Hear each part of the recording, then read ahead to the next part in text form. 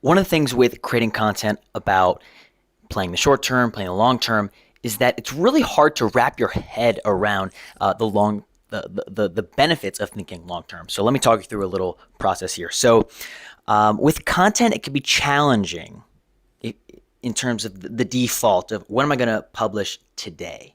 What am I going to write about today? What am I going to do a video on today? And then trying to publish today or even tomorrow. When you increase that time horizon, one of the things you can do that's really helpful is you can kind of work around the challenge of if you're frustrated about something, you want to go on a rant about something.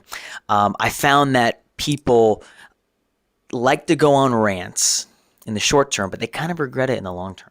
So what you can do is by committing to a long-term process is you can continue to make videos and schedule them out further in advance. So I would say minimum 1 week, if not 2-3 weeks, or even a month later.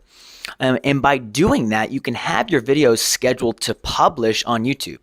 And if you end up leaving them and they publish, okay, cool. You decided that you're okay with it.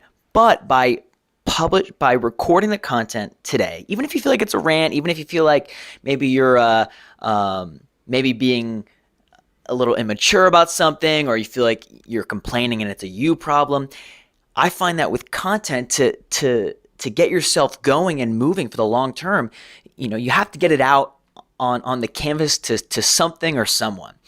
This is actually a big reason why a lot of business owners, entrepreneurs, and business operators have an advisor, have a consultant, have a mentor that they can talk to about the things they feel like they can't talk to anyone else about.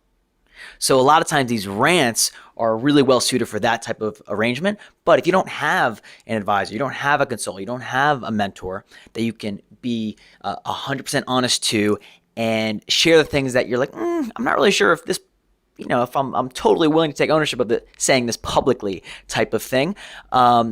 This process here, at least record the content.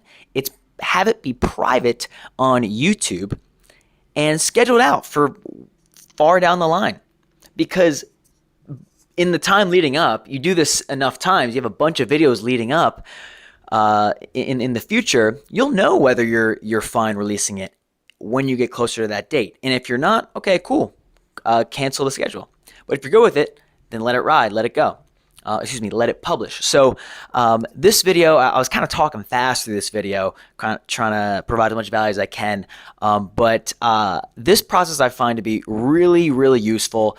As I've talked about in earlier pieces of content, is that when you're running a business, talking is usually the opposite of doing. But when you're doing content, it's actually the flip. It's the reverse. Because if you're thinking, if you're not talking, doing content, you're not doing. So I want you to get talking as early and often as possible. And you can always course correct. You can always adjust your message and kind of start to sit in to that voice that empowers you to keep creating the content in the first place. My name is Randy Splain. I hope you enjoyed this one, and I'll be talking with you in the next one.